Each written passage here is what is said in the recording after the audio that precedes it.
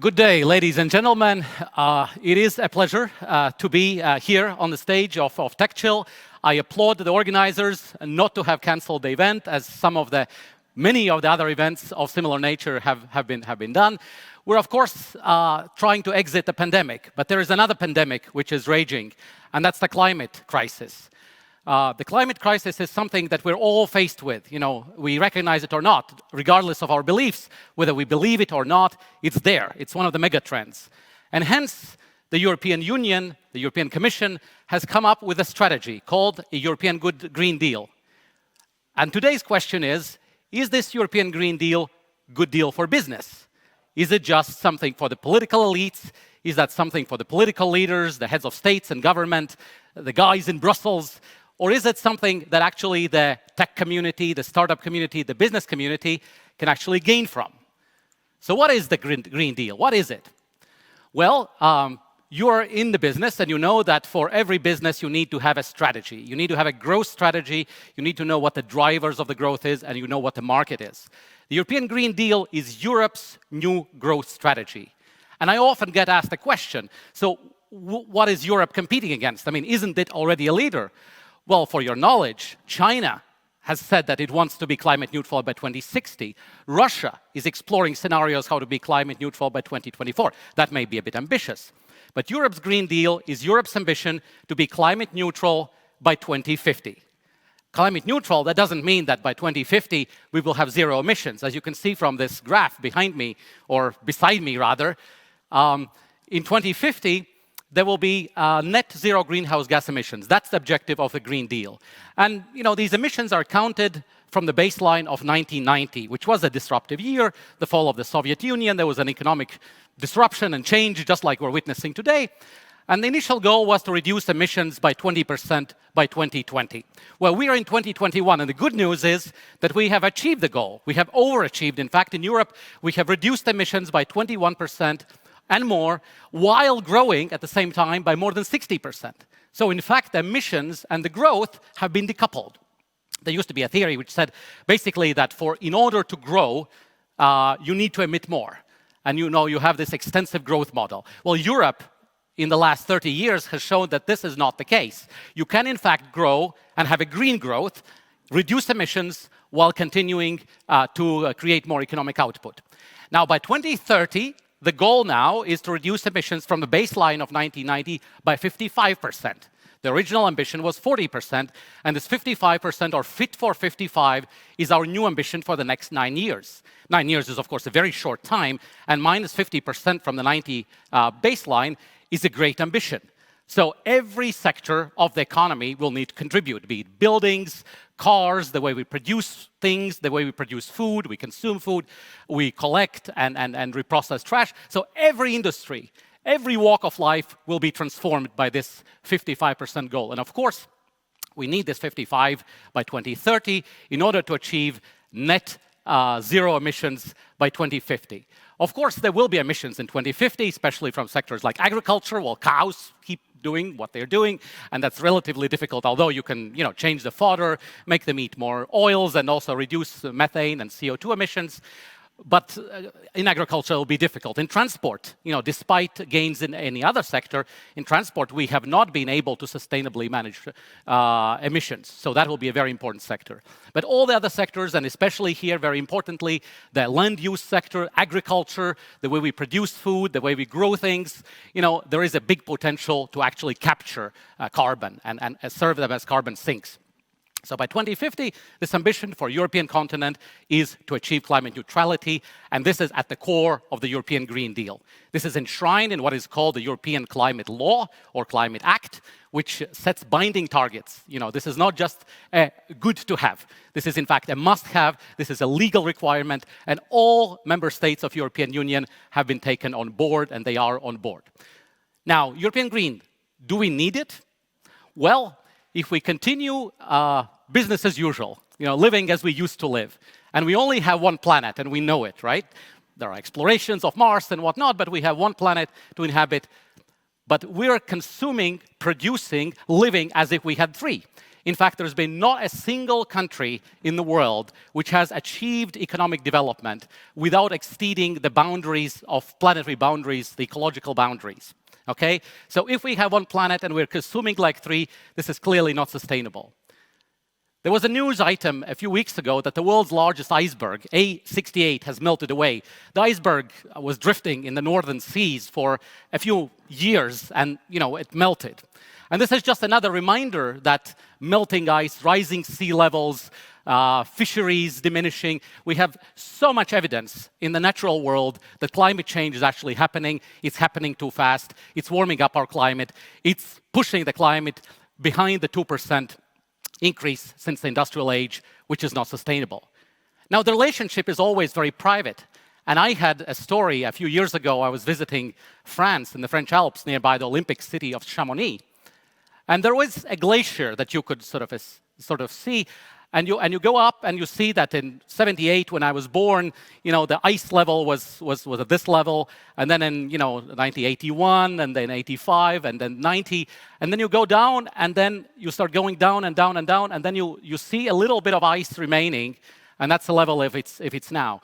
And this is a very vivid reminder of the climate change, that's happening. That's not something a coax, that in fact it's very, very real, and it's with us. Doing nothing is really not an option. The opportunity costs are too high. We know, for instance, if we do nothing by 2050, the world crude prices will rise by 20% and push further countries and regions and areas into poverty. As Greta Thunberg says, we need more action and less words. We're spending lots and lots of time in conferences like these talking about climate change, but what we need to do is action. And European Green Deal is about action. It's not about words. It's a very, very coherent and encompassing strategy, cutting across all the sectors and motivating change by both binding goals and results and also financial investments, which is very important for the community that I'm talking to. So there's actually a lot of money associated with this. About 30% of all the investments, public investments from the EU, will be targeted towards the green transition, towards the Green Deal, towards the green transformation. So while there is very ambitious targets, the 55 by 2030 and zero net emissions by 2050, there's also a lot of help in terms of money. But what is Greta Thunberg and her compatriots, her generation, what are they arguing for? Well, they are arguing for a sustainable transition, a sustainable business, a sustainable life and society, a planet that is actually not much worse off than it is today, that our kids and grandkids will inherit. Now, the question then is it doable? Well, that's fine what you're telling us, the big goals, all the strategies, the money is there. Is it actually feasible? I mean, is there science behind it that we can do this climate transition? We can continue to grow while continue to reduce emissions. Well, Europe has done it in the past, as I said already. We have decoupled emissions and growth, as you can see in this graph. Growth has been going up, and emissions have been reducing, and it has gone on for a relatively long time. But as you know, at the beginning of the story, those fruits are the lowest hanging, are the easiest to reap. And then once you reach higher, then the going gets more difficult. I like to bike, and this is the same analogy. If you, for instance, at the beginning you have lots of energy and lots of sugar, and you can bike very fast, and then you bike up the mountain, and towards the very top of the mountain, the going gets very difficult. Before you reach the goal, actually, every next meter is excruciating. So this is the same. Actually, the going is not going to get easier. It's going to get more difficult. And the question is, can we do it in the future? This is a graph that shows the projections of how much each of the industries, be it transport, buildings, agriculture, land use sector, have to contribute. And all the sectors have to contribute quite a bit. Of course, this depends a little bit on how many trees we plant and if we can develop carbon capture technologies. Then, some of these other sectors will have to do a little bit of less. But we shouldn't really bank on that. There is not a commercially viable carbon capture technology on the market. Whereas we have electric cars, we have even hydrogen cars, we know how to build zero energy emission buildings. So for a lot of these other sectors, we actually have technologies currently on the market which enable this green transition. However, we still need a lot of science and a lot of business and a lot of applications in a lot of sectors. So the opportunities for the tech community, for the investors are very much out there. What the European Green Deal does essentially is to create a market.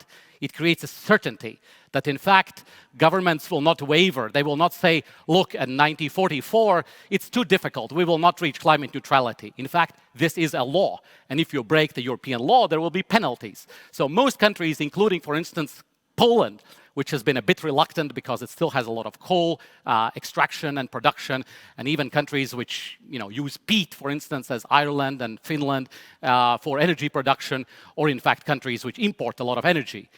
All of these countries, all of European countries, have made a binding legal commitment, and this is also creating the market. This is creating the certainty for the investors that, in fact, if you invest in green business models, if you invest in greening of your own business, that you'll be in the right place. So then the question is, what will it take? What type of efforts do we need to invest in order to make this happen? And this will be nothing short of a revolution, okay? This is a stylized picture of the French Revolution, but we also need a climate revolution, and this will what needs to be happening. A revolution. In revolutions, there's always a lot of creative destruction, okay, by Schumpeter. You have structures which are there for a long time, but during revolutions, in one whole sweep, you're able to change the society, the leadership changes, the beliefs change, the orientations and values change. So there will be a lot of creative destruction. This is the moment to seize, okay? Just with a pandemic, we have discussed there's lots of opportunities out there for digitization, for selling goods, for delivering food in a different way, for applications which help us do things remotely, just as the same way we have it for the green transition. We have a lot of disruptive change, and this is actually the moment for the business to seize. So the European Green Deal, let's walk through what exactly it means for different sectors. So the first thing is the energy law, okay, the climate law, which says climate neutrality by 2050. And then we have a lot in terms of different sectoral policies. For instance, let's take sustainable mobility, the way we move around. Europe's ambition is to reduce carbon and other noxious emissions by 90%. So there will be still some emissions from the ships, there will be probably some emissions from the airplanes, but in terms of the transport, and we know passenger transport, cars that we use every day account for about 70% of the transport emissions, and transport overall accounts for about 1/3 of the total emissions. So it's very important to tackle the way we move from our homes to our offices, to our grandmas, to the sports, what type of vehicles we use. I know that I'm talking to the millennials and to the Z and Y generations, and a lot of you guys use bicycles and use micromobility and whatnot. But we need to tackle the habits of those people who are using 3-liter diesels, and of course, that's very important. So the next thing is greening of industry. In some countries like Germany with Industry 4.0 are very much ahead of the game. They are very much advanced. So this is about the way we produce things, how we put things in the market, how we design things. And this is an essential part of European Green Deal because industry, of course, is quite energy intensive. It uses a lot of energy. And so the way we produce things is very important for the European Green Deal. And eliminating pollution. Ultimately, the Green Deal is about improving the quality of the life of the people, right? At the end of the day, we want to live better. We want to live in cleaner cities, cleaner environments. We want to emit less. We want to have less pollution, 60% less pollution that we have now. And I usually bike to work, not with this attire, but normally when it's not a TechChill, I don't put a tie on. I bike to my work, and I cross the bridge in Riga. And after crossing the bridge, if I don't have my shades on, my eyes are usually full of sand. Okay, so that means that even in a green city like Riga, we in fact have a lot of pollution in the air, a lot of fine particles which come from cars as well as the port, and we need to attack and tackle this. Another thing is the just transition for all. And of course, not all the regions of Europe will be able to be up to speed with the green transition. There will be areas which are more reliant on the fossil fuels, on the gas, on coal, on oil than others. There will be regions in Europe which are more reliant on production of cars and steel and cement, which require a lot of energy. So in order to help them, not to leave anybody behind, there are new instruments, such as the Just Transition Fund. Also, a lot of the European Resilience and Recovery Facility will be targeted towards enabling the Green Deal, this new instrument, this new European doubling of the European budget. Of course, we heard a presentation from Swedbank, the green finance. Public money will never be enough. We'll need to be leverage a lot of the private money. We need to do it in smart ways. And therefore, the European Union has developed this thing called the taxonomy, which basically says if your business is green or it's not green. You know, it's a Bible for the business. If you have not read anything on the European Green Taxonomy, after my presentation, please Google it. You will need it, I promise, for the next years. Renovation wave. Buildings account for about 40% of the emissions. So those buildings which we're building anew currently, they all obviously have to be 100% energy effective. They have to be almost zero energy buildings. But we have a lot of building stock that's there. And we need to at least double the renovation rates, because those buildings which are standing there today will also be standing there. 80% or 85% of those buildings will also be standing there in 2050 and 2080, in fact. So we do need to tackle the buildings. There's lots of opportunities there. Global leadership. EU, of course, tries to retain its leadership in the world. There's lots to do, from the farm to fork, the way we produce our food, the way we grow our food, less pesticides, more organic. The market for the organic food is growing exponentially. Of course, it's still more expensive, but there's big potential there. Protecting the nature, biodiversity. About half of global GDP is dependent on biodiversity, on pollinators, on different species. And if we do nothing, we risk losing 1 million species by 2050. And that is not a scenario we would like to witness. And finally, it is about clean energy. It is about transitioning from those brown and black fuels, the noxious exhaust fumes, into the green, the renewable, wind, solar, geothermal, hydrogen technologies. So there's lots to do in the energy sector. If you're in any way connected to the energy sector, this will certainly be disruptive. There's lots of trends out there. We have the technologies, we have wind, we can harness wind, we can harness solar. We just need to go and seize it. So finally, there is a question, will it create opportunities? Or, is there money in it?